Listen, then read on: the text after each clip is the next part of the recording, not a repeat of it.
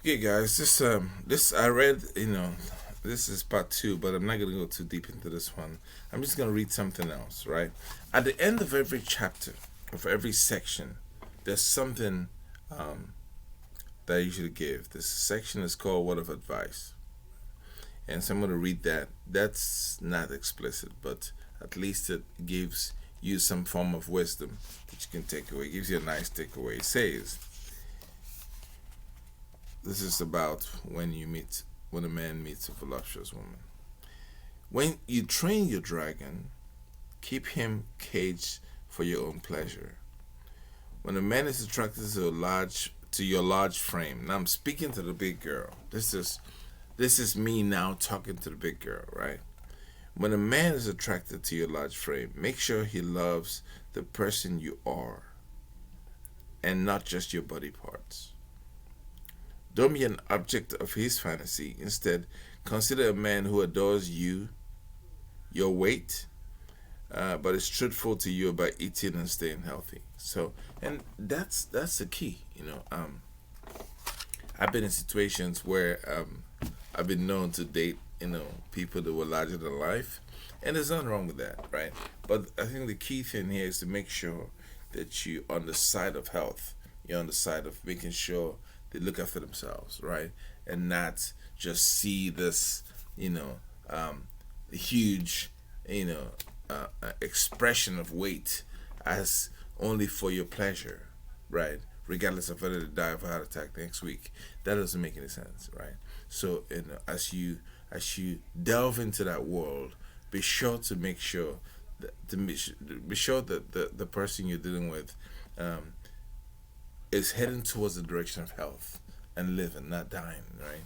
So you're not enjoying them to death as opposed to building them up and trying to help them lose a little pounds here and there and get into a healthy lifestyle. That's the key. So again, some of these chapters are not very clean, right? So, and because my channel is supposed to be clean, I want to keep it that way, just out of respect for people, right? Okay, this is gonna be a short one, right? But let me tease about the second one. Let me see what's going on here. This is I want to call this clip bedtime stories. All right, this is bedtime stories, not for kids, for your mom, right?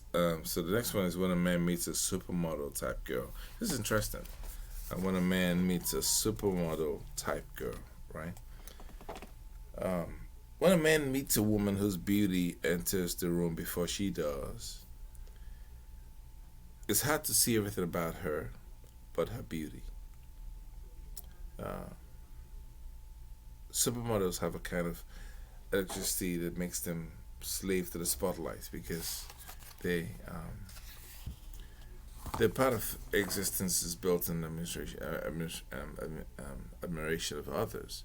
Part of their existence is built in the fact that we have to adore them, right? It's almost like we owe it to them. They feel entitled about this. So um, men know there's a big price tag.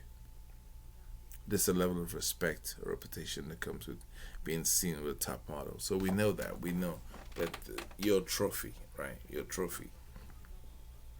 That said, um, I'm not going to read into all of this, but let me see what it says here.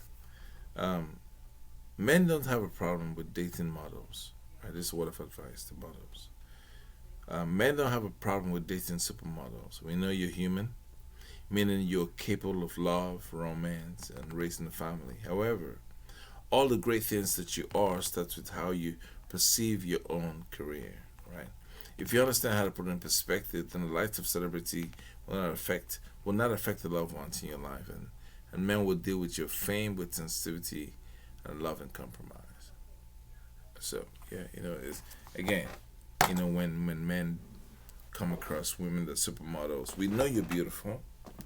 We know that you're paid to be a certain way. We know you have to go to those parties that are very uh, high end on the edge, right? We get that, right?